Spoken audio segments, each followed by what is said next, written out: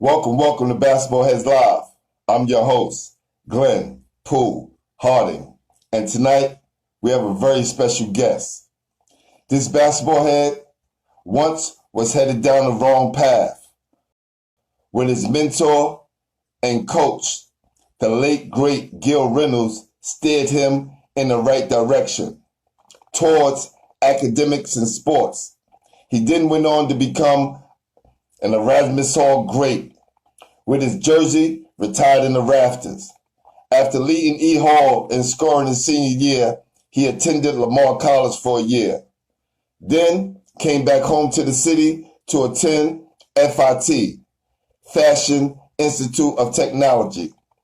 Once there, he proved he belonged back on the Division I basketball stage.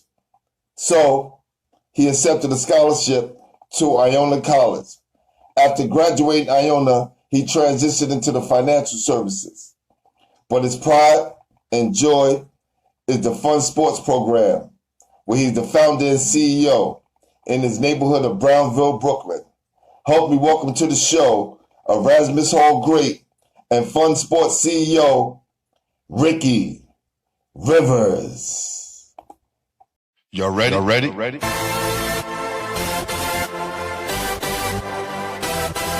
Yes. You have just stepped out into the world of chaos, where everybody goes hard. Come on. Go hard. Go hard. Go hard. Go hard. Go hard. Go hard. Go hard. Or go home. Never back down. You gotta hold your own. Go hard. Go hard. Go hard.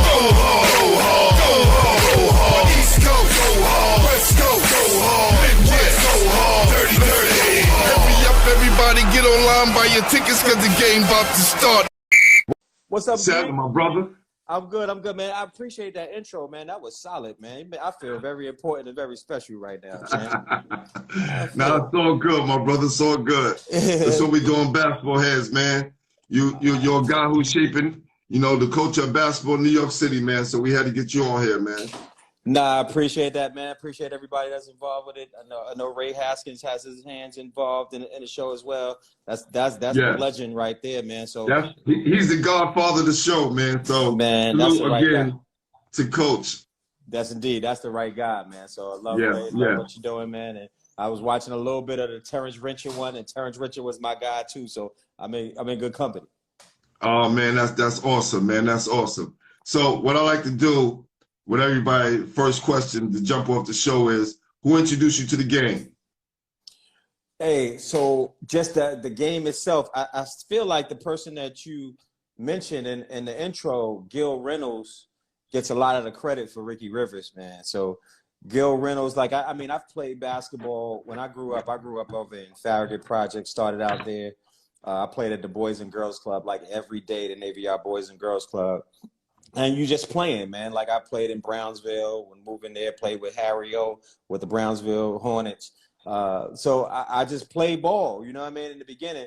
But I think things started to really kind of like go off when I kind of got with Gil Reynolds and really understood what I could do playing basketball. So I played a lot, but then you know how you could play a lot, and then there's a guy that molds you and shows you how to play and how to take this game serious. It's like, I think if I would have kept on just playing a lot, I probably would have never had the opportunities that I came into. So Gil gets the credit, man. Definitely, for sure. Oh man, that's awesome. And it's crazy because I don't know who it was who mentioned the Brownville Hornets, but I kind of corrected him. I was like, nah, maybe you're talking about the Brownsville Jets. Tell me a little something about the Brownville Hornets. So in Brownsville, so like when I moved, I was kind of like, I tell you, Farragut Projects for a while till I was around 10, 11 years old. And I used to come back and forth to Brownsville like every weekend. I was living in Farragut with my mom. But when I started to live in Farragut, I started living in Brownsville like 12 years old full time. The person that I got on with, that I wanted to play with, because I wasn't going to Boys and Girls Club no more, was Harry O. Harry O lived in the next building right across the street, right around the corner. I lived on Blake and Rockaway. Harry O lived on Rockaway right there between Blake and Sutter. So I would go play with Harry O in a couple of tournaments, And playing with Harry-O, if you're a Brownsville dude or if you know, Harry-O had his own little week. Harry-O had his own stuff. You know what I mean? And I love Harry-O, man. So I ain't say the quick, but Harry-O had his own way of doing things. His heart was real good, though. His heart was good, man. And he had talent. He had Junior. He had a whole bunch of talent that was playing on that team. I did a small stretch with Harry-O playing with some of the guys in the hood, but it was good for me, man. I made more friends playing with him in the neighborhood when I transitioned over. So that time was good, but it was crazy sometimes. My man Jay Gilliam said he used to work out Lost Battalion Hall in Queens with Gil. Oh man, Jay Gilliam is my guy, man. That's my guy down in Miami right now. If he's checking in, that's good. But Jay Gilliam would tell you with Gil, like I tell you, like I feel like Jay Gilliam was with the star guys. He played with Vincent Smith. They worked out on the other end. So, but honestly, Jay could tell you, and I think I told him this story, is like they became my motivation, man. Jay Gilliam would be on one side. You had Kenny Anderson on that side, Abdul Fox. You had Kenny Smith sometime would check in, Stephen Frazier. You had all of these guys that were star players in high school that was playing on that side of the court. And then you had me on the other side of the court with Gil Reynolds, was me and a bunch of guys you probably wouldn't even remember right now, Rich Espison and different guys. So we was the blue-collar workers just looking. So I would always look down the court on that side when I was working out. I'd be taking it serious. But I seen guys on the other end who I needed to chase. Jason Gilliam probably being one of them.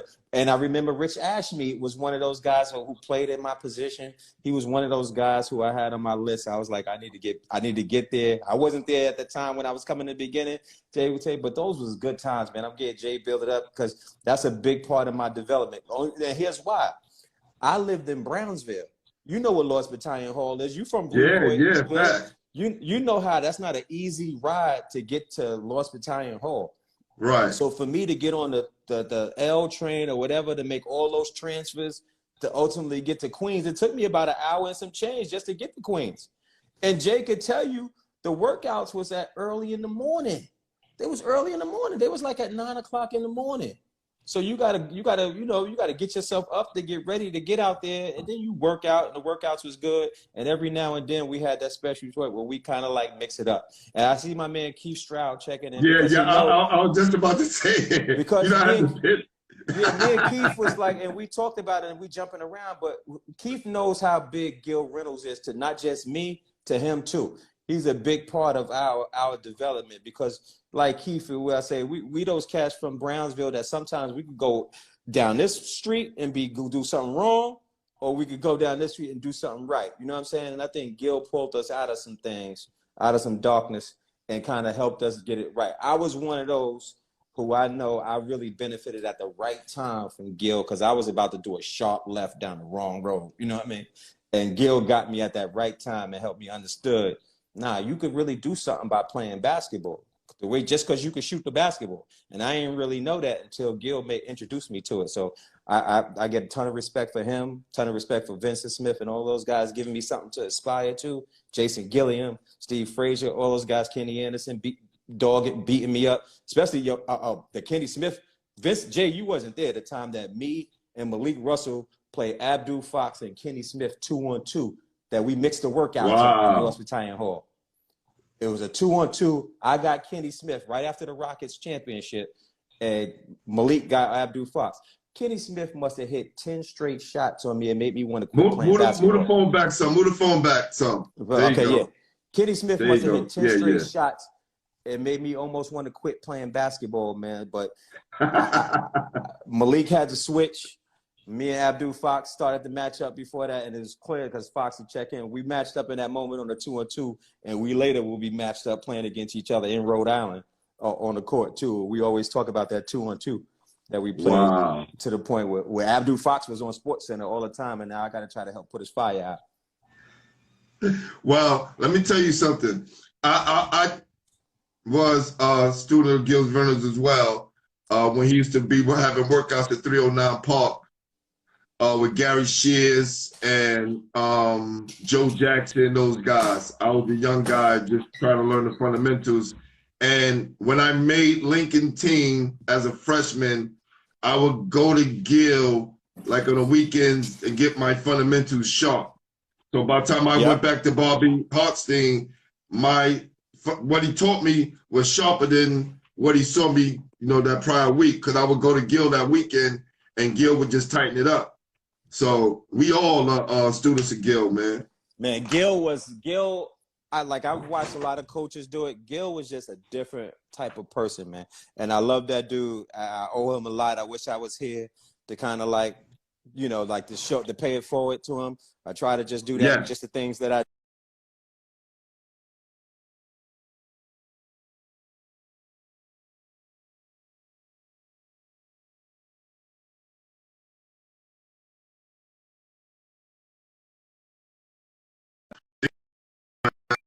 You still got me? You can still hear me?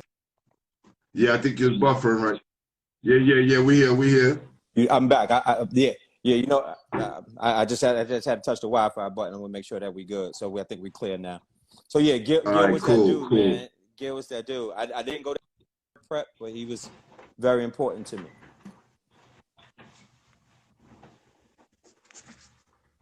We there because I'm trying to stay in one spot. I'm trying to get to it. Yeah, so Gil was really important to me, man. He was really important to my development, man. Yeah, Keith was just saying he taught him how to play the game when he was down at Lombard. Yep. Yeah, Keith went down to Lombard. So with Gil. I didn't make that trip down there. Yeah, so what was it like growing up in Brownsville for you? You kind of gave me a little grasp of it. I know what it's like being from Brooklyn and all, but tell the rest of the world what it's like growing up in Brownsville.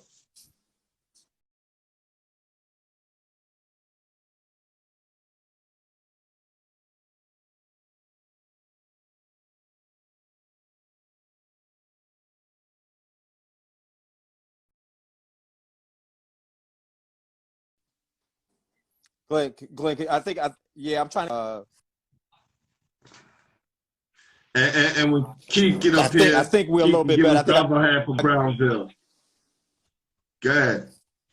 Oh, okay. I'm here. Okay, ask me the question again, man. I want to get. So, what was the question again? I was asking you, what was it like growing up for you in Brownsville? You gave me kind of a little scope of it. Yeah. Well, growing up in Brownsville, for me was good, man. I think like being there, I had more family. I had some support there. Playing for, being in Brownsville always gives you that toughness. So we used to play like in Brownsville. I grew up on Blake and Rockaway, right? So I'm not sure if you remember if it goes back, but right there on Osborne Street, we used to have the BNBA. It's called the Brownsville BNBA, and the games used to be packed. This is what I remember as a kid. The games would be super packed out there. People would actually be on the roof. They would be in the trees, and everybody would be watching from their windows at the game. I had my window where I was at. I could see right to the court if the trees wasn't crazy at that time. So I used to be watching. Who are some of the people out there playing? Who are some of the people out there playing? So the game that I remember watching that really had me in awe was Pearl and Ice was on the same team. Jerry Ice Reynolds and Pearl Washington was on the same team. Whoa! Make some noise for that. Hold on, let's make some noise for that, man. That's big right there. Yo, I remember that. Do that. Yo, for sure. Gee, that game was so packed. All the other names out there that would be out there, I don't remember that, but I remember Pearl and Ice being on the same team. And I remember as a youngin' me running to the front and getting the glimpse of Ice playing with the jump shot, killing. And I was like, and you fall in love. You fell in love with the crowd. You fell in love with the ambiance. You want to go out there and work on your game, hopefully that you could play in that limelight too. But I remember that being a big thing for us. And that's one. And then later on, going to the hole over there in Van Dyke and watching games in Brownsville there. So I grew up right there in the thick of it, man. And like they said, they had the chain courts right there in the middle. So that was big, man. Like we used to have the chain courts right there in Brownsville, and the games would be lit. But before that, Cassie didn't know that. Like I'm not sure you remember Cassie Folks that used to play for the Boys and Girls High. I played against Cassie when he was at the high. Trust me, yeah. Cassie lived in the next building from us, and when he became a freshman at the high and had so much success, he come back to the hood. We all felt a part of that too. And I remember, Cassie was older than us, but what they don't meant, we used to have runs every Sunday morning right there on that court. Cassie would come out. They call him to the window. He come out. Vinny Vegas, I'm not sure you remember V. V would gather everybody up in Brownsville, and we would have games. So one time, this is how it goes. One time they were short a man. Me being the little kid over there, always get on the court. They had to kick off the court. They needed 10. They picked me up. They picked Oh me up, man. yeah.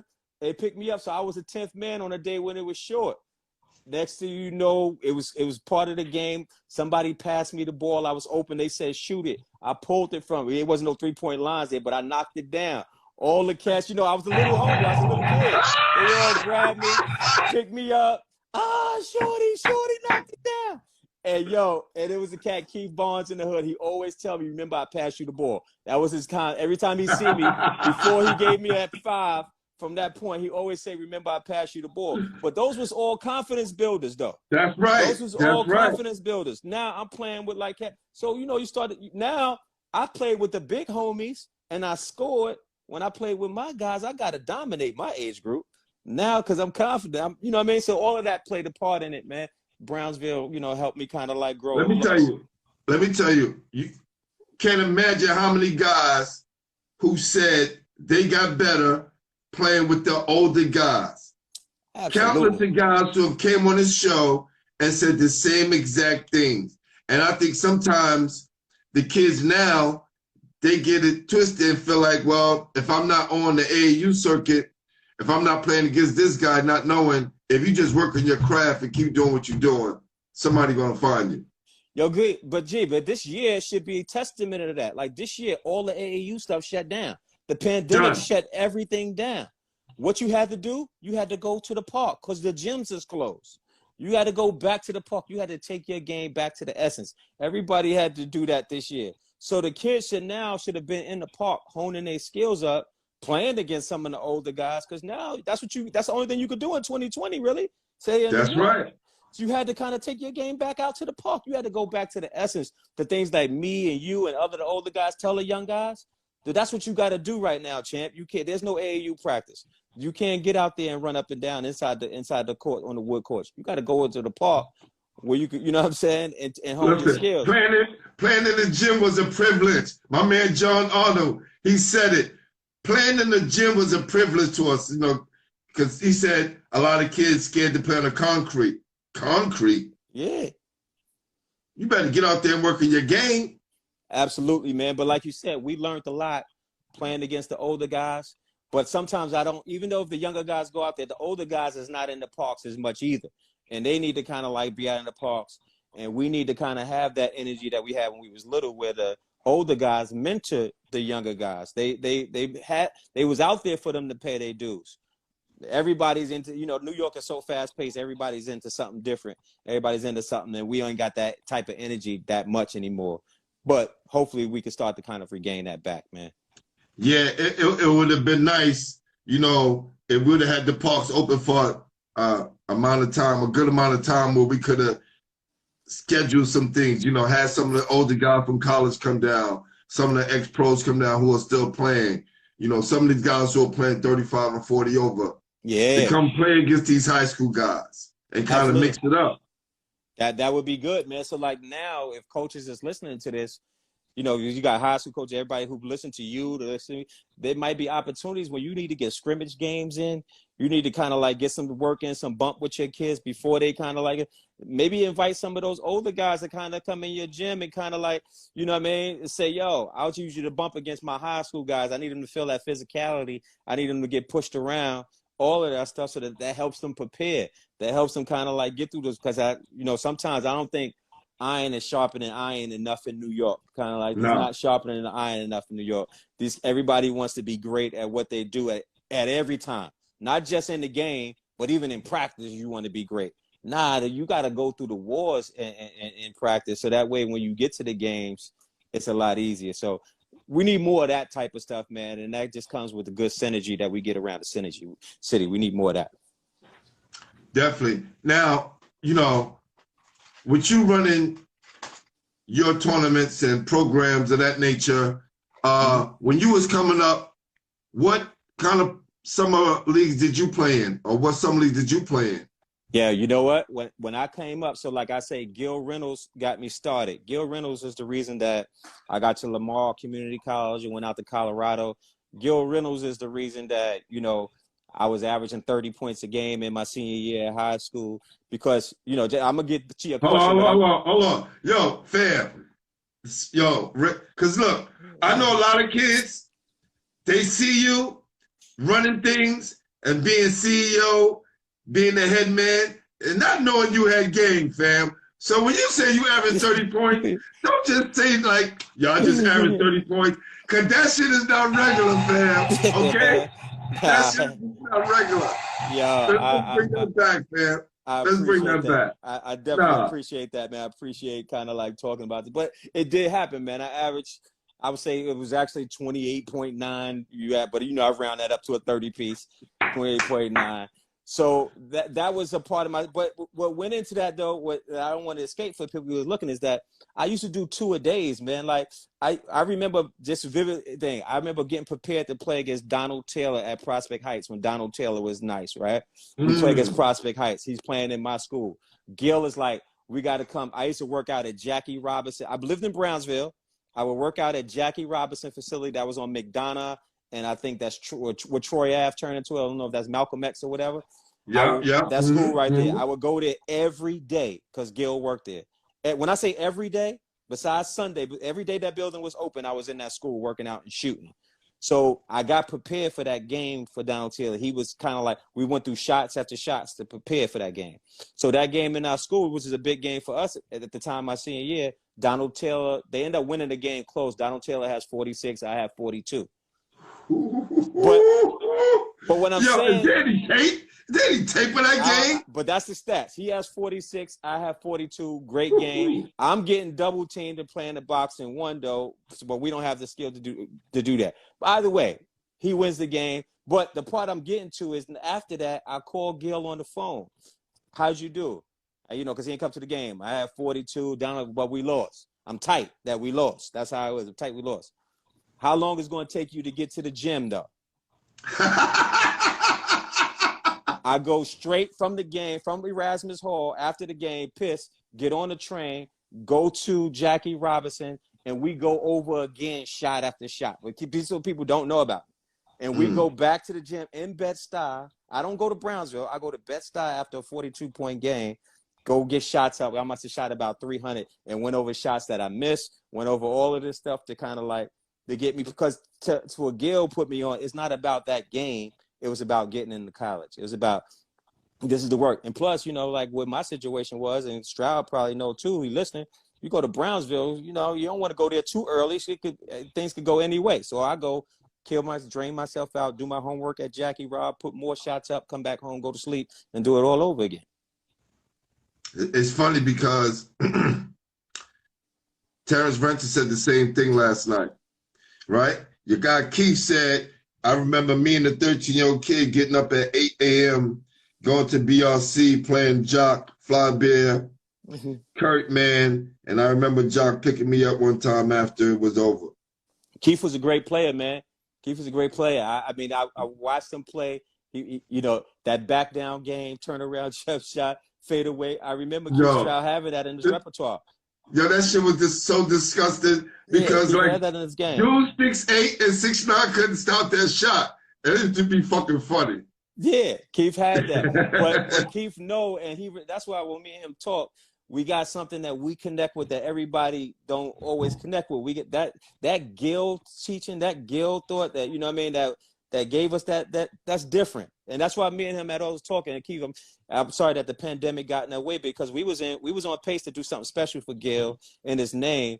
But we still gonna work on it. When I get back to Tillery Park, that's gonna be a part of the programming where we bring high school teams in to kind of pay homage to Gil Reynolds and make sure that people know, these young people know how much of a basketball mind that we lost, man. That he, you know, I got that much respect. Oh, but I definitely want to be there for that, man, because I'm definitely a student of Gil. Glenn, I got away from the question though, so I think, like I said, once I got to college though, I came back from Colorado and I transferred closer to FIT. That was a transition from Gil Reynolds to Mr. Couch. Mr. Couch took over.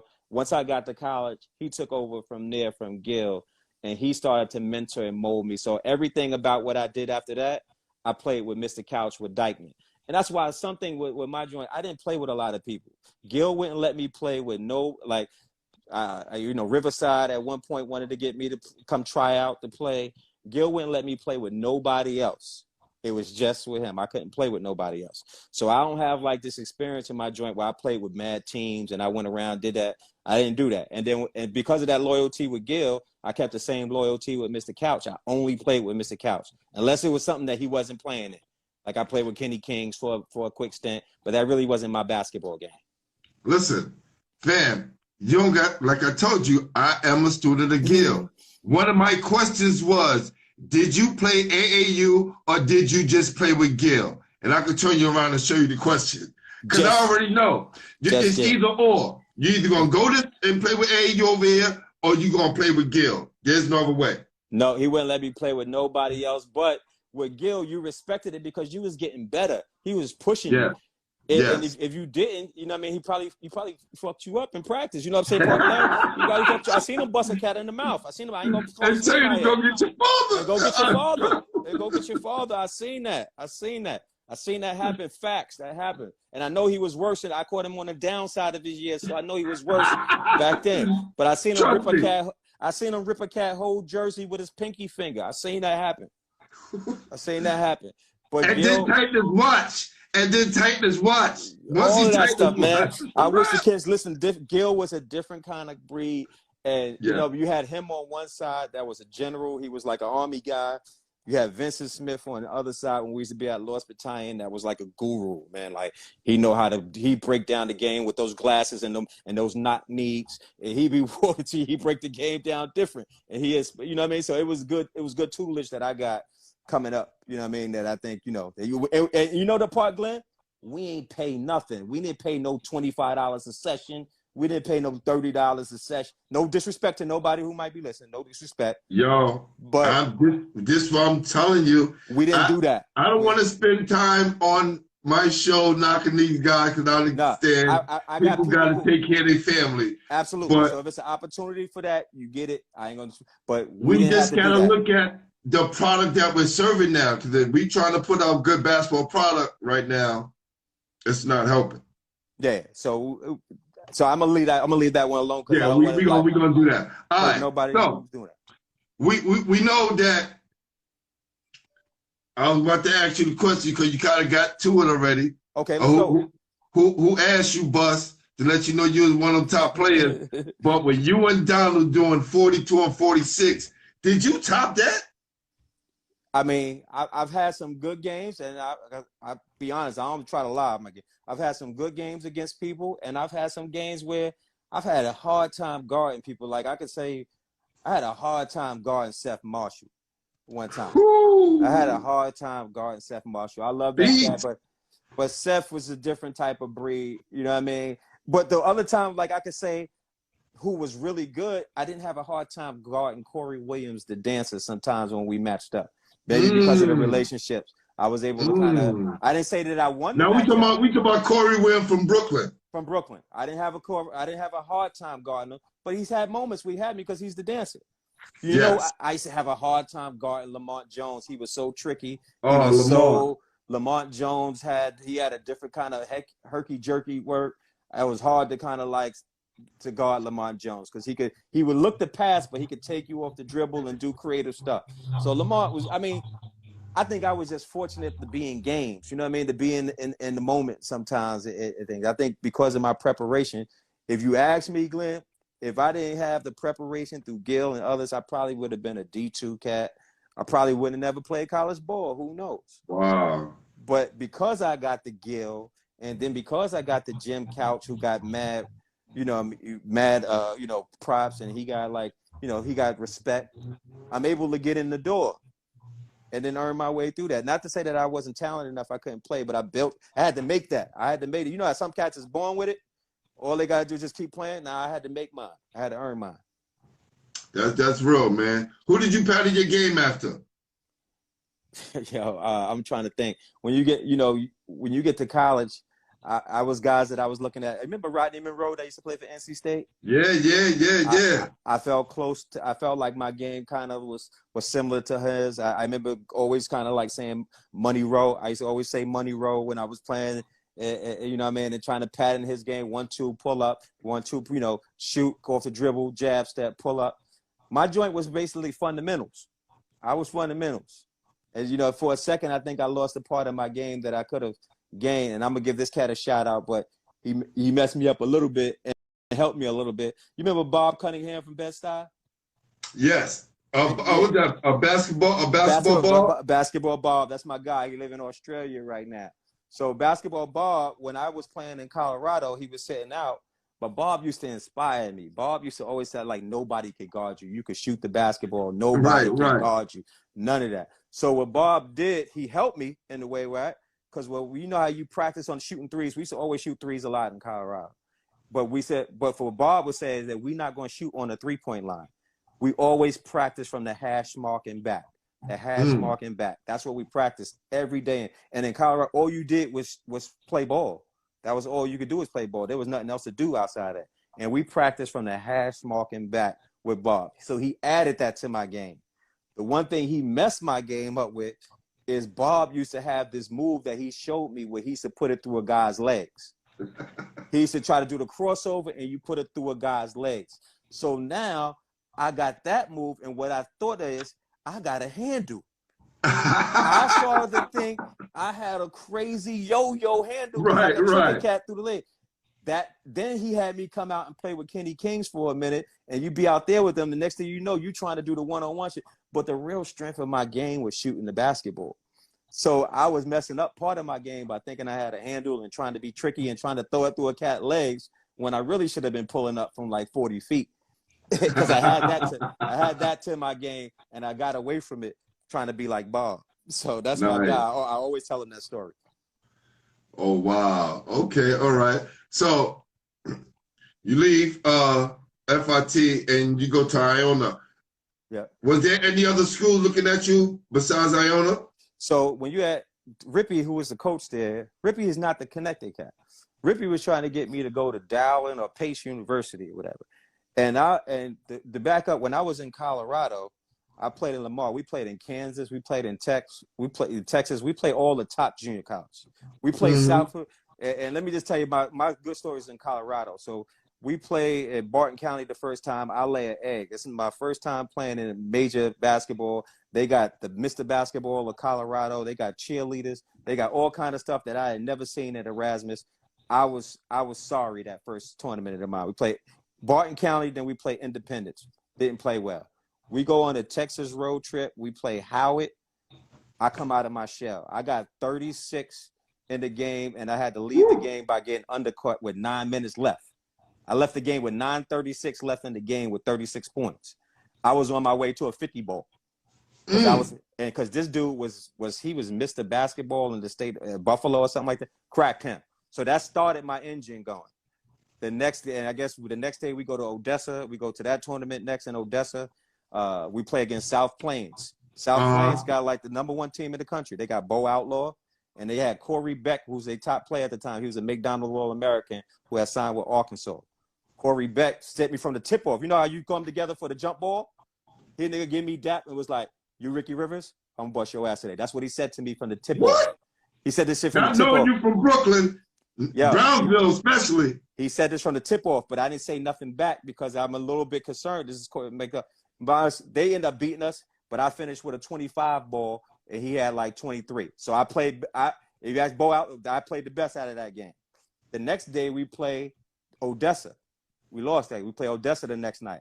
The 2 guard from Odessa come up say the same thing. You ain't gonna be doing that shooting today. Right at the tip-off. I don't know what this is about the Odessa air. Right at the tip-off, he say this joint. 3 straight threes, timeout, and I go in their huddle talking shit. Talking. And we won the next game. I was first team all tournament with that. And, and who was there was Rick Pitino. Rick Pitino was there because he's recruiting Rodney Dent. So he tells my coach, says some favorable stuff about me. Yeah, I want to keep my eye on that guy. He was pretty good because I had a really good tournament that time. That was one of my best tournaments I think I had all in college. Was that tournament. But I got no tape to prove it, but I'm only going to tell you the facts. Hey, listen, it's all real. And then I had a few good games. We played against Hutchinson. I had a good game against Darren Hancock. He was pretty good. He was an All-American that went to Kansas. But when you get to college, so when you go to FIT, everything is like scaled back. So when I'm at Colorado, I got Duquesne. Washington State wanted to sign me right then. They wanted me to come and sit out a year. So I was getting recruited by Division Ones because I was in that limelight. I was in that play where everybody's getting looked at. So I'm getting recruited by major D1s. Duquesne wanted to sign. Washington State wanted me to come. Rick Pitino saying, hey, this guy's interesting, but not saying that he didn't offer me. I'm not going that far. But he just thought I was interested by what he's seen play, so worth another look. But if you get to FIT, there's no looks there because it's a different conference. But we go undefeated. I got them ranked in the top 15. We ended up, the only time we lost was in the championship game. I had several good games. So Mr. Couch was like, if you do your job, here's the options. You either could go, because I wanted to stay local. The other part is why I came home is because I had a baby, and I was not going to go nowhere else but New York. So I was going to stay close to home, and Mr. Couch knew that. I got married when I was at FIT as well. So it was local. Salute. So I wasn't even going to hear another college outside of close to home.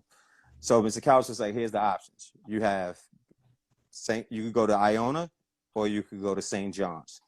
St. John's, you understand that Felipe is going to sign there. Iona, Felipe years. Iona, you could go, and more than likely you could play right away, but you got to sit out of it. Either way, you got to sit out of it. So I was like, scratch St. John's, not going there, not even going to try that. I got 2 years, I'm not doing that. Iona had already had some interest in, because when I was in high school, I had went to visit the school and talk with the coach. So there was some familiarity with the assistant coaches that was there. Right. So Iona it was, but the head coach recruited me to go to Iona. So I sat out a year and played that. All right. I want to straighten some things out. Yep. Tooth and Keith's job going back and forth about Corey Williams averaging 70. Tooth, Corey did not average 70, and he did not play for the White brothers. I played with the Wright brothers. Corey played with Primetime. So that means Anthony Mason, Speedy, and 5 other guys, named guys who was on that team. You talking about Corey Williams, the dancer? Yes. I never know. He didn't average 70 points. It went for. He did his numbers, but not 70 points. So Corey Williams could definitely put up some numbers. I just never know him to average 70 points. No. He maybe probably did that one game, but not the whole summer.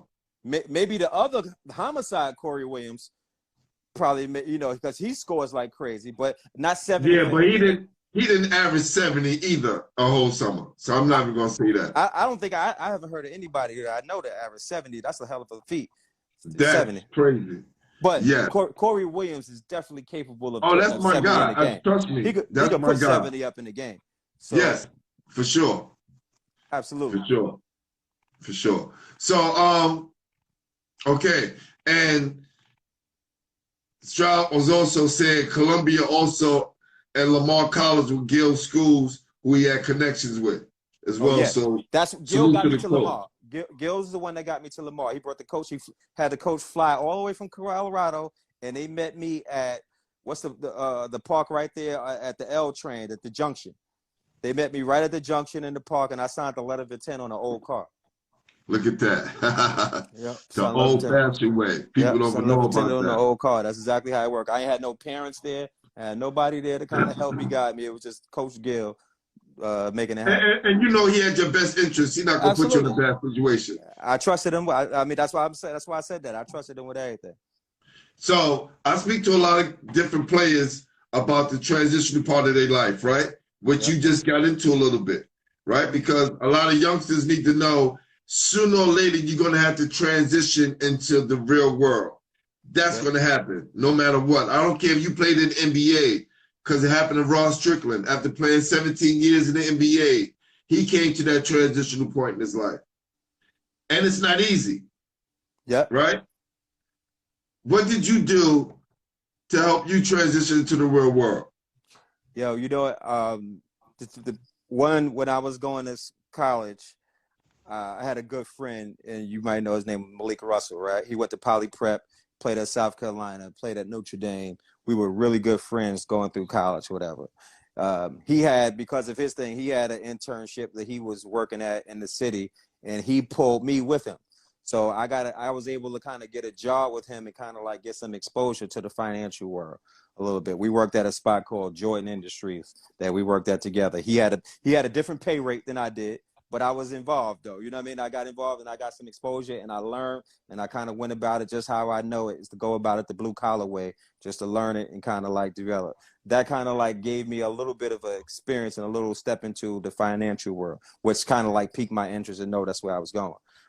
When I had the one thing I'll tell you about my journey, when I was in Iona, when I went to that first year and I had to sit out, I didn't stay on campus, because I told you I was married. I didn't stay on campus. So my journey was I lived in Sunset Park over here in Brooklyn.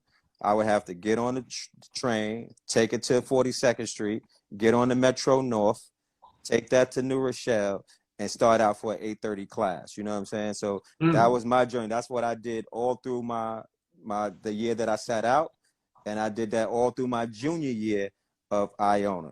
So I just want to tell you how that problem to answer that question. All of that stuff kind of made me who I am today. It was all work. Like I had to get up. Like when I got to the year when I was playing, I was still making that journey from Sunset Park all the way to Iona for a class. And then you do 2 a days. You do in preseason, you do your conditioning. Then you do some workouts with the coaches. You got class. And then I'm back on the Metro North doing my homework and everything back home to 2 kids and my wife, whatever, and then turning right back around and do it again for a few years. So all that kind of like made me with the, you know what I'm saying, to kind of give me that perseverance and all that stuff I needed. I was end up getting internships, or jobs during the summer that I was working too in some companies. I was, one of the top alumni worked at KPMG, Pete Marriott. I was working at that accounting firm for like 2 or 3 straight summers, building up my resume or whatever while I was working there. So when I get to my senior year, I get a card and things just don't go right for me in my senior year. We was about to go to Notre Dame. Me and the coach was having problems anyway. I mean, I could tell you we could go and get into Iona. We was just having problems. I had to step away from the team. The AD decided, okay, you can step away from the team and you can keep your scholarship. They fired the coach a week later. Tim Welsh takes over. They go on a run. They start winning games. The captain of the team asks, can we bring Ricky back on the team? Tim Welsh says no. So now when you say that transition, that's when the transition started. I'm not playing for the team no more. I already know I'm not going overseas because I tell you I got a family. I'm not going overseas. So now it's time to focus, get your degree, get your connects in, and start to kind of like focus on life after basketball and start working on career choices and stuff like that. Because overseas was never something that I was planning for. Even though Mr. Couch said he had that was one thing. I got some relationships for you. We could get you overseas to do. I'm not going overseas for no 30 or 40,000. I'm not doing that. Yeah, trust me. Been there, done that. Yeah. That just wasn't for me. That wasn't for me at the time. I understood. For everybody that did the grind, I respect it because sometimes you got to establish a resume before you can get to the big money. But I just wasn't ready to take that journey. You know what I mean? I was already into what I was doing with family and all that. Family's always been like, pivotal for me. Yeah. Keith said dealing with coach made you tough, and that means you can handle anything. You know what I'm saying? So no matter what was thrown at you, he put you in that situation. You turn that concrete. You made a rose grow through that. Yeah, not just do something grand where kids now are benefiting from it because of what coach did for you early on. Absolutely. Right? You're 100% right about that. Look then, I tell people, you may not be that guy who make it to the NBA, right? You may not be in the locker room. You may not have the All-American stature. But if you changing people's lives, that's the best thing right there. And I think that's kind of like been my place, man. I think I've always knowing, my background, what I've experienced, what I've kind of like gone through with my whole journey.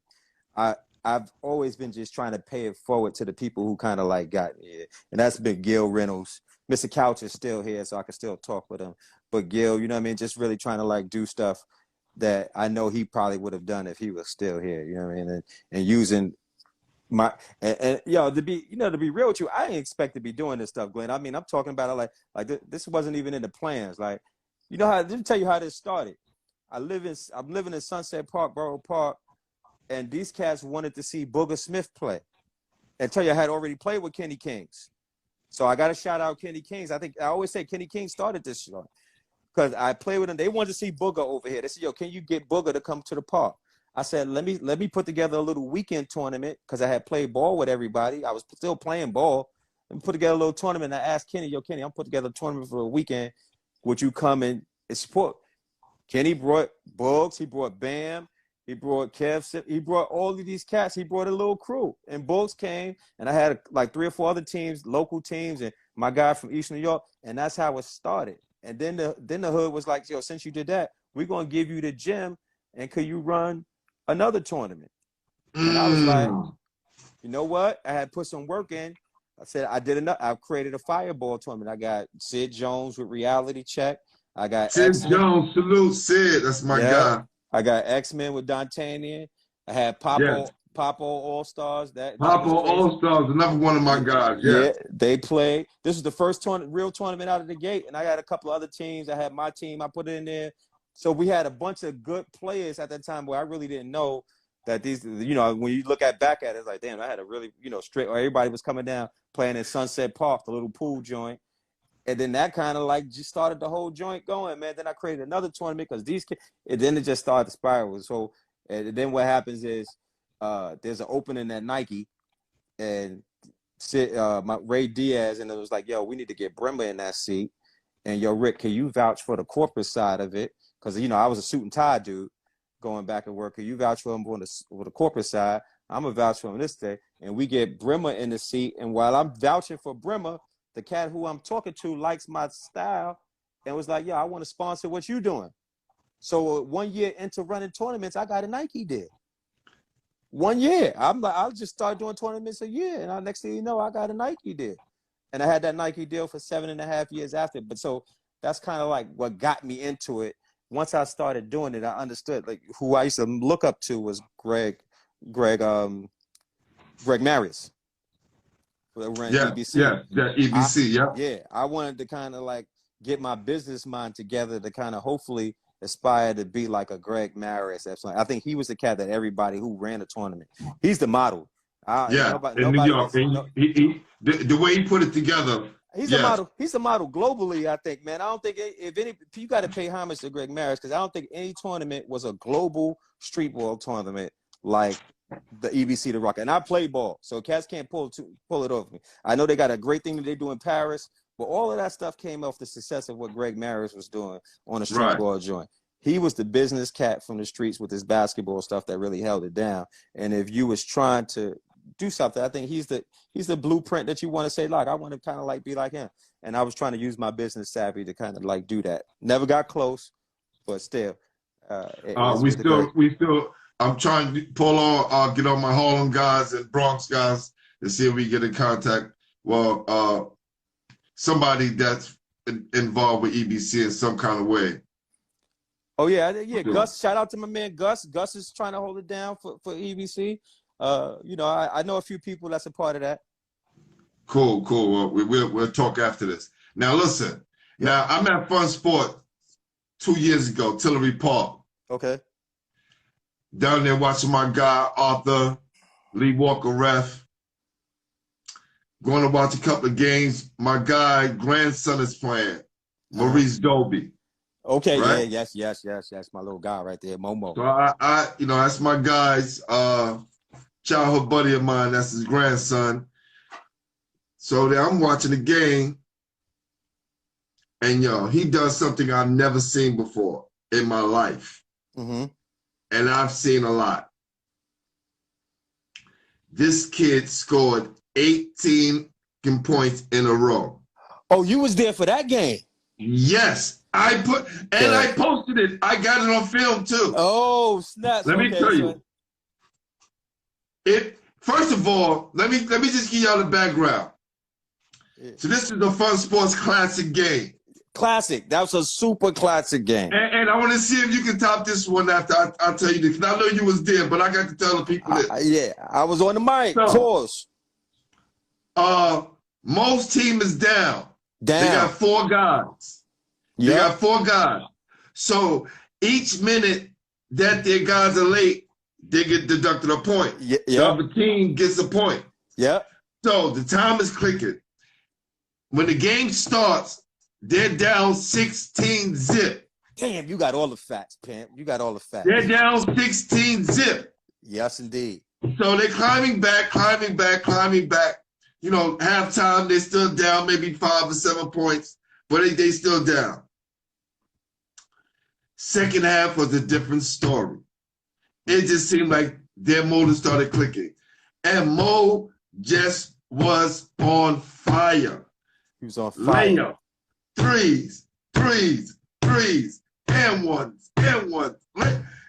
I've never seen this before. Yeah, the way Mo played was out of this world. Hey. Classic moment. So after that moment, I said, you know what? I'm going to make it down there every weekend just because of that. This is support because of the vibe and what was going on. And I haven't even met you yet. Yo, that was, you know what? That's a great game to really kind of like, if you're going to be there for the first time, that was a great game, man. Like, that's one of the ones, if you ask me, yo, what were some of the great games you had in Tillery Park?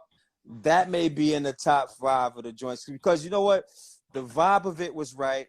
It was a playoff game. St. John's, so you know, when Mo was playing with St. John's, they haven't lost, and that team hadn't lost in 2 to 3 years. Yes. They was they was coming from another game late, and Kareem, you know, Shooting Stars, who was with Riverside, they wanted me to forfeit the game. I was like, nah, this is my championship team. We can't, but they're going to be down. So you got an advantage. They're going to be down. And I kept saying, if you remember on the mic, I said, never underestimate the heart of a champion. Yeah. Never underestimate the heart of a champion. And they got mad because they saying that I was trying to cheat for them by how I was talking on the mic.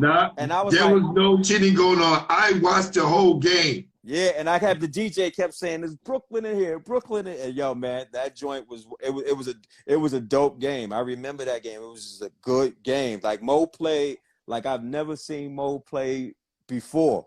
Like I've watched Mo since he was like in the 6th, 7th grade. That game was that's the game he's supposed to send to all the colleges or whatever to get him in on the free ride. So that was a good game. I remember ended up giving him a jacket. I was like, yo, you take everything that I got. This is your awards. You take everything that I got, champ. Like, you know what I mean? You can take all this. But yeah, that was a good one. Oh man. Salute. So you got one? That I played in or that I witnessed? No, we talking about your tournament, fam. We talking about your tournament. So one that I witnessed that stands out to me was the game that not too many people showed that was there. I had Fireball at Baruch College. I forgot what the name of the team that he played on, but they playing against Gun Hill from the Bronx, Nesta and them. So Nate Robinson shows up and he's playing, I forgot he's playing with Sid Jones, United Brooklyn. He's playing with Sid Jones, United Brooklyn versus Gun Hill. And it's a game that everybody, yo, when I say Nate Robinson put on a better show than any dunk contest that he had, everybody who was at that game, that's probably one of their favorite games. He scored 52 points, but it was how he did it as the smallest guy on the court. He dominated problem. He dominated all of those dudes. So that was one of those joints that I was like, that was a great game in my tournament. I could think of another one that was a great game is we played at Madison Square Garden. I got PSA Cardinals, who was Team Scan at that time, and they are playing against. I want to say that wasn't Purvis Ellison team. I think it was Riverside that they're playing against. I forgot it was, but you got Isaiah Briscoe. That was a great game that I witnessed at the Garden. Seeing Isaiah Whitehead play his first game at the Garden in my tournament was another one that I remember. Watching Purvis Ellison guys come with from Philadelphia playing in the Garden with these jerseys on. These was our jerseys at the Garden. Some good moments, man. Watching Kyle Anderson play at Thomas Jefferson High School, running the point at 6'4", was something special. I've been the benefit of seeing a lot of kids play and grow up in the tournament to the parts, in the early days when we had the shoe contracts and all that. At one point, I was the lead dude for all middle school basketball on the East Coast type joint. I was the lead guy. I was the lead guy. Me and Mike Melton, I think, shared that title or whatever. We was like the lead guys, but I think my events was kind of like making up the exposure of my tournaments a little bit because I was holding the games at Madison Square Garden or the Barclays Center. So that was like a big thing, kind of like. But my man Mike Melton in New Jersey was always been my guy. So if anybody ever thought that me and Mike Melton didn't get along, shout out to my dude. That's my A1 from day one, man. Even, you know what I mean? And we was both in a competitive situations from New Jersey and New York where we was holding it down. But we did that together, man. It was good. Yeah, my guy Lorenzo Harrington said, man, another Brownsville great. You know what I'm saying? Oh, Lorenzo Harrington, Renzo, yeah. Renzo definitely. Renzo's my guy, man. I remember me and Renzo going down to Philly, introducing me to Pat the Rock, and we was down there with an event going down there with him. Saying that, yeah. Renzo's always a limelight dude. He could get buckets and he could play, but he a limelight dude. He gonna come in there with the nice glasses on. He come in like he going to the club. You know what I'm saying? So you got to watch your girl around Renzo. You got to watch your girl all the time. Mr. Steal Your Girl. You got to watch that cat, man. He a good brother. That's my guy. He's always on here. Salute my guy, Renzo. Yeah, definitely, man. Now, you was about to put on one of the greatest tournaments in New York City history when you had the Catholic school versus the PSCL. Hold on. Let's go back. Let me see if I can help the people. Yo, let me just tell you before you segue. This is where I was in the beginning. Let me try to flip this joint on you real quick. This is the entrance to my house. When you come in my crib, you see this right here. This thing is one of my most motivational things to do all what I do. This is a story we get. So when you bring that up, sore spot for me. That's one of those things that. And I heard the Catholic schools backed out. Let's go detail. Let me be careful with the story so you know how this joint worked. I'm telling you. So when I tell this, I'm telling you right from the gut when I tell this story. I had this idea. I said, Catholic school versus public school all-star games. I branded this joint. I did a whole thing with this joint. This was going to be like the signature piece for New York City basketball that was going to be big. It wasn't just a game. It was going to be like the wheelchair golden hoop vibe, right? But it was going to be where we honor all city, where we honor the coaches who just won. So just remember how this thing set up is you got the Catholic school versus the public all-stars, regardless of class. It wasn't just seniors. So if you was nice as a freshman, you could play in this joint. It wasn't just so. It was whoever was the best 12 players on both sides, we selected carefully. Then we took whoever won the champion, the coach, because Ruth Lovelace, boys and girls, had won it for the boys and girls. She was coaching. She was there. And who won it on the other side was St. Ray's. They won it from the other side. Bob Believer was there. He is it Bob? I got his name now. Yes, Bob Believer. Yeah, he was there. He was committed. So what happens is because our marketing was crazy, and Tiny at the same time was with Under Armour. Tiny gets on board, and he's on it now. He's making sure we got the product and everything that we need to kind of go through it. We got to underclass. Everything was right about this joint, but the Catholic school felt like, hold up, this joint is getting some traction, and we're not eating off of this joint. We're not eating. Ray Nash, okay, hold on. Oliver Antigua. That's right. I said hold on. Antigua. Did you say Ray Nash? Ray Nash was in there, and all of those dudes from the Catholic school, they had meetings. They had all of this stuff about. So I'm giving everybody the facts of this joint that I never was able to discuss only to a small group of people. They all was discussing this joint meeting. What they did is they told all the players that, and this I told you this regardless of class. If you play in this game, we're going to take your eligibility away. You can't come back to the school. Cass was afraid that they wasn't going to be able to. This is an NCAA violation. No, it's not a violation. There's no violation of the NCAA for this joint. This is wasn't Ray Nash the president of the Catholic School League back then? No, he was with them. It was another guy. I forgot his name because all these cats are out of my memory. There's another guy who was the president, but this went all the way through the president. So, wow, I would have thought a guy named like Ray Nash would have been down with something like that. Not if he wasn't eating. Not if he wasn't eating. So all of them got it conspired. They all had meetings, bro. They had meetings on this joint. At this game, you got every news outlet at the game. ESPN covered the event. So everybody's at this joint. All the public school kids show up. Everybody shows up. The only people who crossed the picket line for me on the Catholic school joint was and these are my kids, my guys to the day. All the St. Ray's kids, Daniel Dago, Okoro, and Myron Hickman. The kids from Severian showed up. The kid that was going to Texas or whatever, not University of Texas, but he showed Brian Bernardi. All right, Bernardi. we're gonna come back with the last segment because the time is running out. I'm back, champ. We going overtime. Let's go. I'm back, champ. We going overtime. That's right. So let's get some more people some time to get back in the room, all right? Okay, no doubt. Yeah. So we'll get people time to get back in the room. And I got a little special surprise for you at the end of the show, man. Oh, I love a surprise, John. I love a surprise. Sure, some love in the building. Yeah, for sure. Yeah, man. So, yeah. My guy, Mark said Ray Nash was on the board.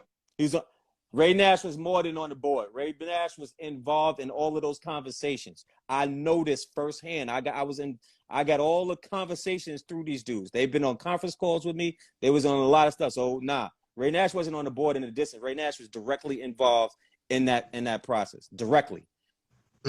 It was somebody that started with a T. I forgot his name. He's the president. He was the president of the Catholic school. But anyway, they convinced all of these guys to not play. They Holy Cross had Marquise Watt. They wouldn't let him play. They really got to my man over there at Christ the King, because I had several guys from Christ the King that was committed, and that all of these guys was committed. These kids was committed in the game. Now, just think about it, Glenn. All of these kids grew up playing in my tournament. I have good relationships at the time. I helped them shine. Case in point, Omar Calhoun, I let them hold a private workout for these kids for Christ the King to look at him. He was going to another school. I let you do private workouts in the back gym of fucking Jefferson so that you could get Omar Calhoun to come to your school. Now, all of a sudden, you flipping on me? This is why I got a problem with some of the kid coaches in the Catholic school. Because I remember on that time, some of them didn't stand in there with me. The guy that stand in there with me was Oliver Antigua. Oliver Antigua, I give him all the flowers. He stood Same rage. He said, yo, he said, Rick, due to what's going on, I can't just show up. I'm going to send my assistant. He sent George Lopez at the time. He said, I can't show up, but I'm going to send my kids. My kids is not going back out of your event. They coming, regardless of what they say. Because they was threatening Daniel Dingle, you're not going to go to Temple, all kind of stuff. They was going to try to get in the way. All of this stuff happened. They threatened. Parents called. They said they're gonna take my kid's scholarship. They said he can't come back to the school if he comes to the game. So that's crazy. I had 5 Catholic school kids. We took some kids from the PSAL. We put them on the other side. We had a good game. That was the opportunity for Desi Rodriguez, who was playing in the underclassmen game, to be seen, and that's how he stepped into the spotlight a little bit too. It was a great event. We had a dunk contest. Where we had a 3-point contest where we had girls in Under Armour uniforms. They was holding the basketballs and passing it to the kid. We had a dunk. It was a lot of stuff that was good about that event that would have carried it and moved it forward. Here's the play too. They shut it down. Here's what happened. The next year, what they did was give the event to the Mayor's Cup. The Mayor's Cup called my dude. Here's what they called my dude, who was the Under Armour dude, because I'm under Under Armour, and tried to get them to sponsor the event, and said the person that did it last year, the Catholic school is not messing with. He's telling my sponsor this. The sponsor is my best friend now, Jan. This is my best friend. He's telling me the whole transcript of the conversation. They said, no, we want you guys to do it. And that's how the Mayor's Cup is now happening. That's how you see what the Mayor's Cup is running is my event. Yeah. I held my event at Baruch. That's what my pro league was. You'll remember that the Mayor's Cup moved to Baruch too. They moved it to Baruch to stop me from doing the event. So all this stuff happened. This is a true story. So when I tell you I keep that thing in the front of my crib so that so I can be remembered of that. Yeah, that thing happened. I've always said, listen, I'm like Dave Chappelle. I'm like a conspiracy theorist to the third power, right? When you look at the New York State Championship, when you get some time, I want you to scroll down the list. And I want you, because if you're a smart man, you're a numbers guy, you're going to say, this list doesn't look right. It's like somebody had a hand in it. Then you look at the New York State Mr. Basketballs, Mm-hmm. and just scroll down, and you're Yeah. gonna see a pattern. Yep. Oh, Because there's I've a been pattern. studying this thing. You right, because I think that some people they get along and they play along, and they, you know what I mean. So I've seen that. I've been exposed to that part of it. That event really kind of like really exposed a lot for me. It exposed a lot, and the personality that I have, I try to do right by folks. I'm not with that part. I wasn't Right. with that part. Like I wasn't trying to, like that event, and the first time that I did it wasn't going to generate this crazy revenue. It wasn't there. That's what wasn't No, happening. it would have gave you a significant amount of. They were afraid that would have gave you a significant amount of power. At That's this exactly point, what it was. it's not about the dollar amount. It's about who's spearheading this movement that can take the city of basketball to the next level where we don't have any involvement in it. That's exactly, you hit it right on the head. That's what that came down to. I knew what I had envisioned, what I seen, what my plan was, and that event, that thing would have been something that would have still been going on today at a high level. That would have kind of like, for me, what I thought from it, that was kind of like gave New York City that one event, that in the school, that event that we would own, that we was ours, and that everybody's seen and had eyes on. That would have gave everybody an opportunity, the top players to come together and the college coaches to come in to see them. That would have paid homage to all the kids who did well that season. That was the vision of it. It wasn't about the loot at that time, but I think people seen what it could have been, and they jumped in the way and they kind of put the fire out before it started. So, listen, we need to talk because.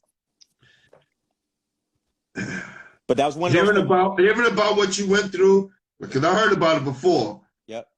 And then reading about the article, then seeing the articles with it says the Catholic schools tell the other schools not to participate. Trust me, there's a will, there's a way, and there's a reason why you still got that thing in your wall to keep you motivated. Yep. But we can make that happen. No, it's right. I think I want to talk because it's something I definitely want to do. That's one of those things that was really close. People who know me know how I felt about that whole thing. So I'm gonna try to switch gears with you. You know, listen, maybe wipe the sweat off. You got guys like Ted Gustis now that's in position of power now. Yeah, right. It's the tables kind of turn a little bit, so we'll talk. We'll definitely talk. Absolutely. So, absolutely. Got my guy.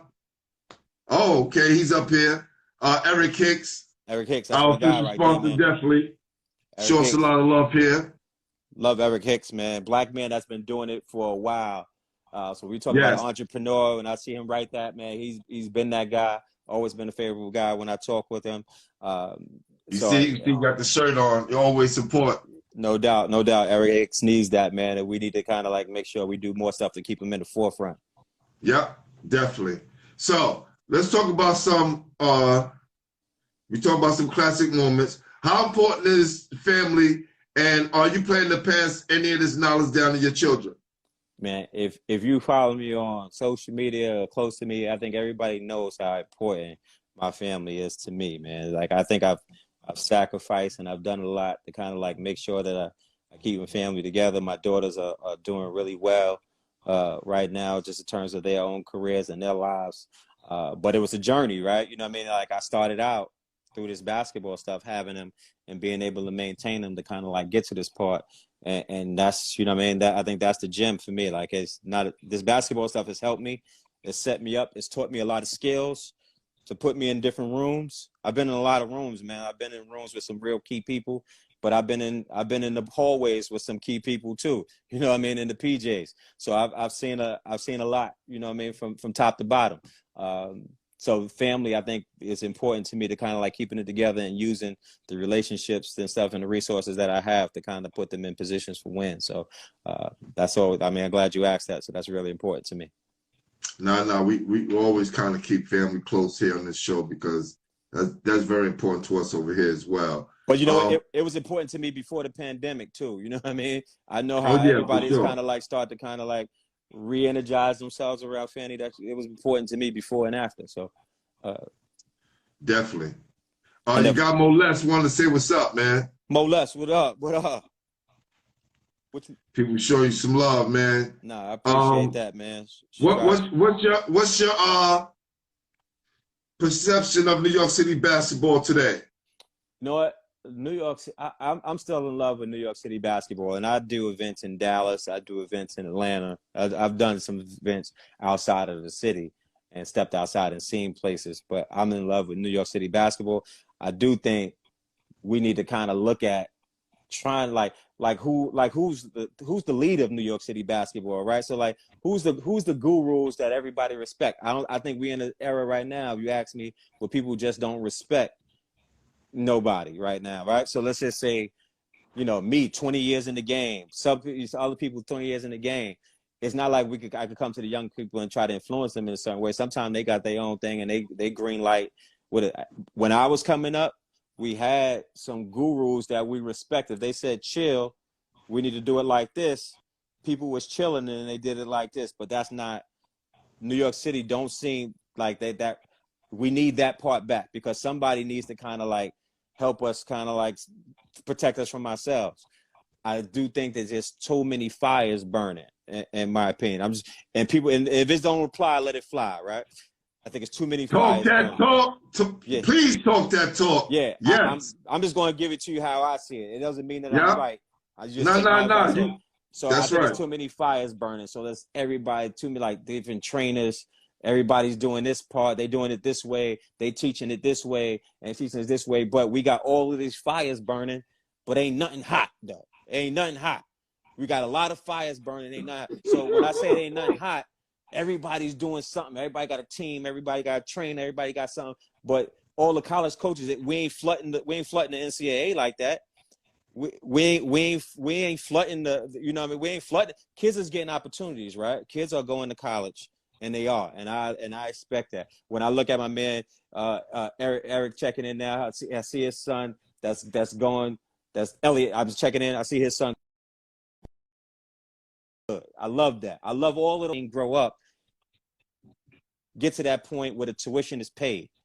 You see me on my there? Yeah, you're good. You're good. Where the tuition is paid. I love all of those stories, especially with the little shorties that I connected with when they was little. I love to be a part of that Funsport. They played in the Funsport game, and I love that part, right? I just want to see more kids going. I think we all want to see that, right? So what's the recipe? How do we get not just some? How do we get more of? What do we got to do differently to get more? And I'm not blaming the trainers. They're trying to do their part. I'm not blaming it. Everybody's trying to do a part. Everybody's trying to like do a part. But is your part really working? Is it working for the greater good though? Is it working for the greater part? Is it just working for you, or is it working for the greater part? And I may be rambling, and I don't know what that answer is, because I ain't got the cure to cancer. But I think we need to kind of figure out, collectively, what could we do? To me, what that looks like is, you do your part, you do your training part, but a couple of times a month, we need to get your player and that player in the gym. We need to get them in this gym where all the top players are playing in. At least maybe 5 times a month or something, like 4 or 5 times a month. There's a spot where the best players are in the gym working at a high level. And there's high level people that we've identified that's working with those high level kids. Now, they're not working with them to steal them, to put them on the road somewhere. They're not working with them to kind of like give them to their school. So these are neutral cats, but we need to find a situation, a setup where we can get the high level people who we all, by democracy, we say, nope, that's the guy. That's the guy. He should be in that room. Not because he knows the person, not because he got a good relationship with the person. We need to kind of like, nah, we pledge him in. We vote him in. He should be there. This person should definitely be in that room. And 30 to 50 of the top kids in the city are in that room getting the quality instruction. They're getting high level stuff, but they're competing with each other. Sometimes what I've seen is that they run from me. Nah, I ain't going to compete against them. Nah, I ain't going to compete against them. Consistently.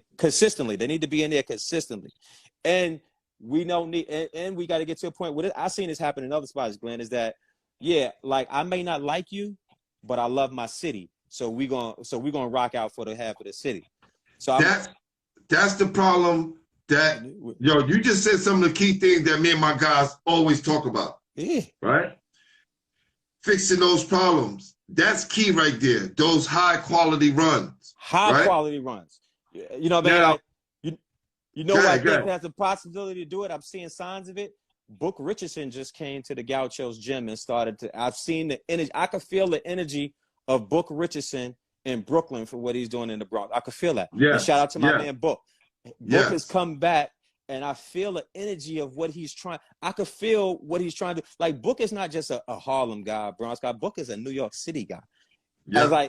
I feel the energy of what Book is trying to do up there from a distance. I haven't been in the Gauchos gym yet, but I could feel it.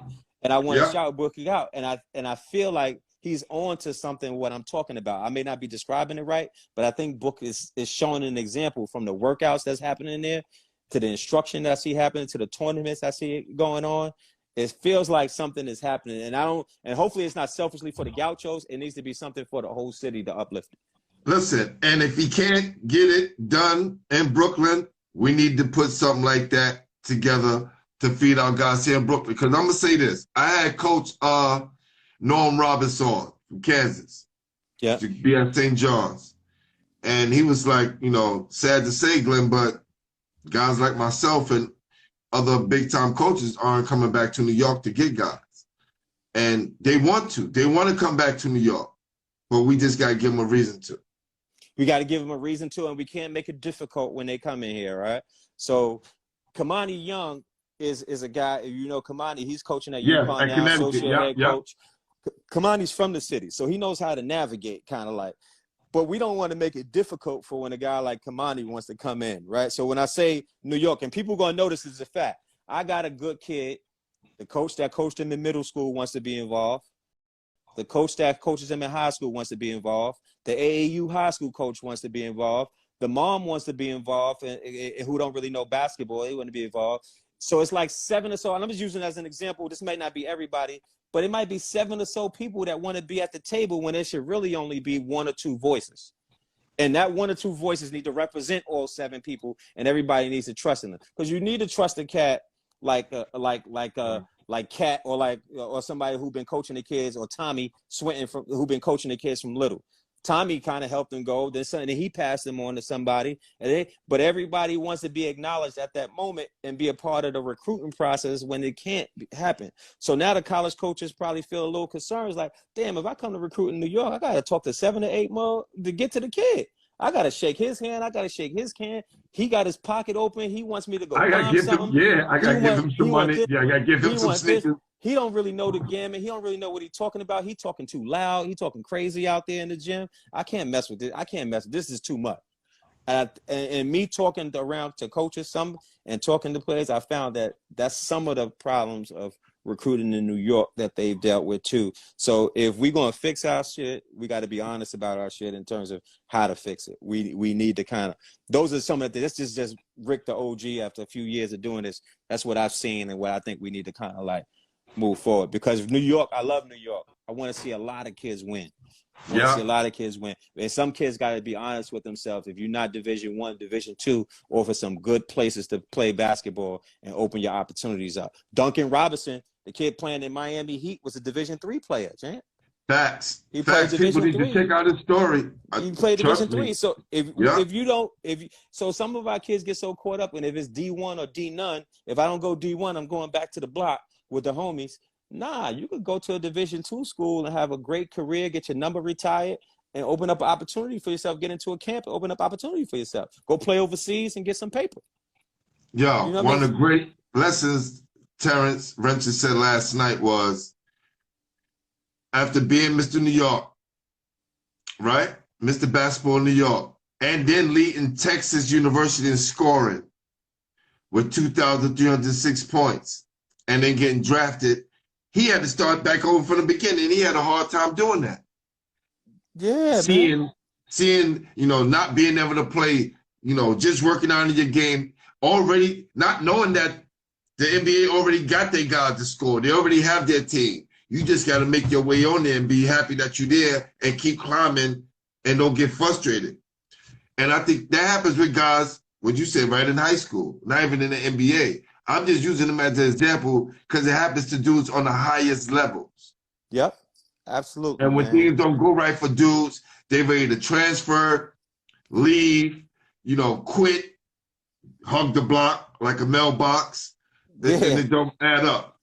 No perseverance. They got to have that perseverance, and that starts, you know, I try to talk to some of the parents when they're in my tournament, because it starts like in like grade school. Like your kid gets frustrated because they didn't get in the game and you want to storm out of the gym. Like this is a time to teach them all those skills right now about how to deal with the coach, because you know, if you played at Fairleigh Dickinson, you played Division I basketball too, and so did I. You know, once you get on campus, the coach takes over, and this cat is yelling at you. He's doing, and I had a problem with that. He's doing all kind of stuff that your coach that you raised you didn't do, and you don't know how to adjust to that transition. You don't know how to deal with the coach that's on your back and yelling at you, cursing, and feel like you getting jerked, and you're not doing. You know what I mean? You got to be able to push past, because every time as a kid, when it was uncomfortable, you ran. Every time when you was younger, when your mom's packed it up, or somebody, the coach, and you went to another team and you traded. All those things our kids need. I feel like our kids need to get a little more toughness with them. Deal with that. Earn minutes. Get on the team where you got to earn minutes sometimes. You know what I mean? You got to prove yourself in practice. Coaches got to be fair with kids too. They got to be fair with kids and not try to play a kid because you have a political connect to another organization or something like that too, man. I've seen it, man. I got a guard. I mean, I want to plug this kid. I got a godson that's playing at Our Savior Lutheran right now. 6'8", 6'9", might be 6'10", shoot on the wing. He's here in New York now, coming from Atlanta. Well, I want him to be. I'm trying to like push him to kind of like be a dog in that fight too. Like you got to go in there and you really got to challenge players on the team, because you ain't coming here with the carpet rolled out for you. That's right. You got to get in there. Just because you 6'9", 6'10", don't guarantee nothing, because you can see like the Rockets, they'll play small ball. Now Right. You can play small ball and everybody versatile can handle the ball and they can go get it. You got to prove yourself every time from the moment you get there. And I'm trying to encourage this young man, if you're listening to my godson, Kusami Draper, you got to like go after it all the time. What's his name? Kusami Draper, man. He's at 6'9", 6'10". He plays at Al. He just transferred to Al Savior Lutheran. My guy, John Arnold just got a job over there, man. That's definitely he did? Yeah, John Arnold from Long Island Light. Yes. Yeah, that's my guy. John Arnold's a good guy. Played at St. Francis. We played against each other when he was at Manhattan Center, and we played with each other in the Broncos. You know what? If John Arnold's there, he's a good guy. He got a good head on his shoulder. He understands the game. They got some good, talented coaches there. Peter Wade's good.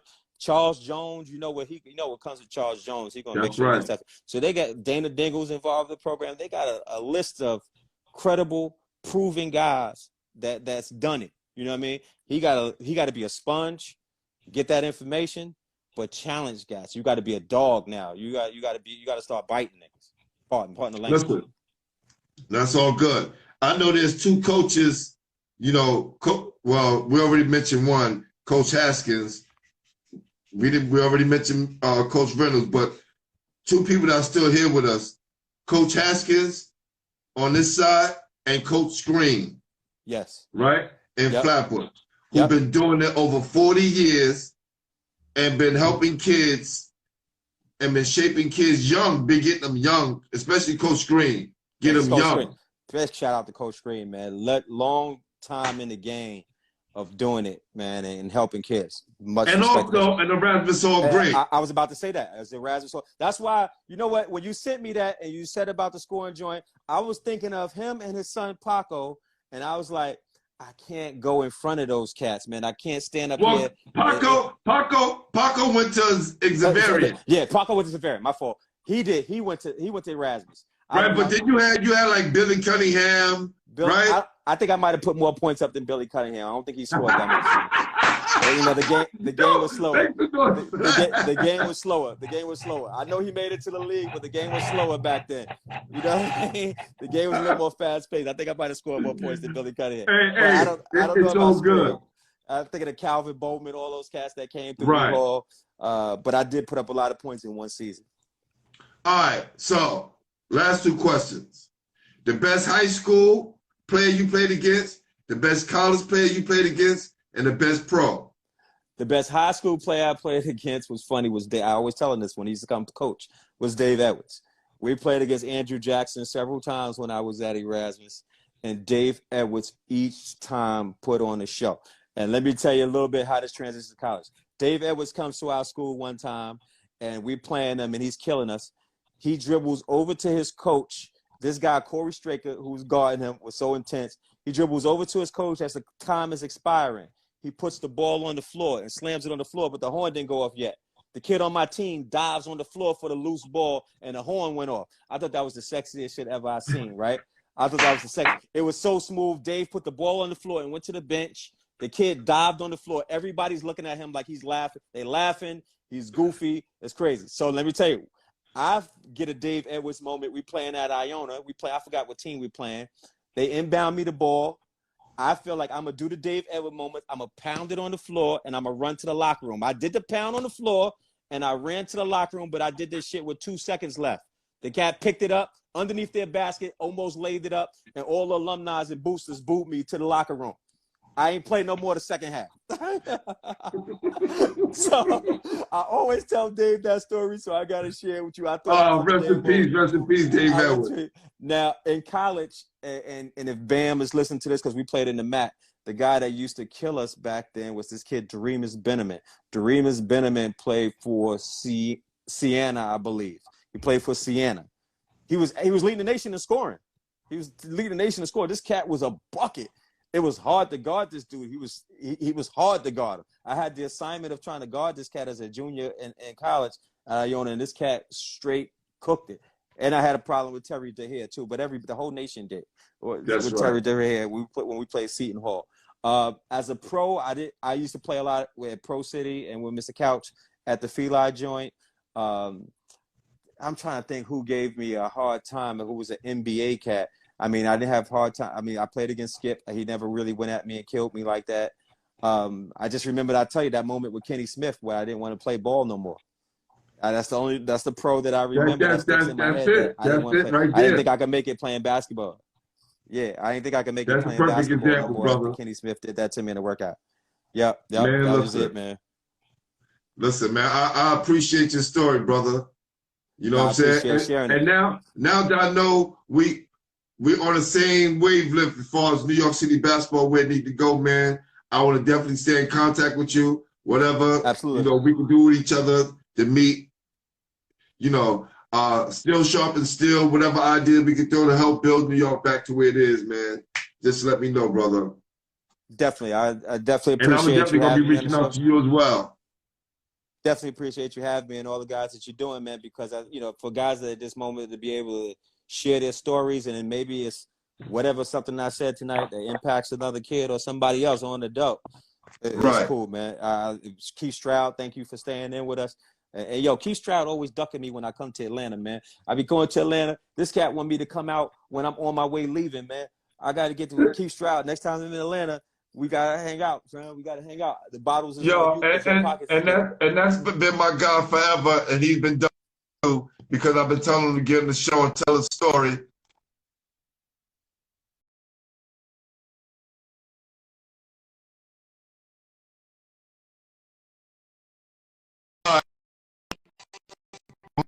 Connection. You know what I'm saying? No doubt, man. Appreciate you, man.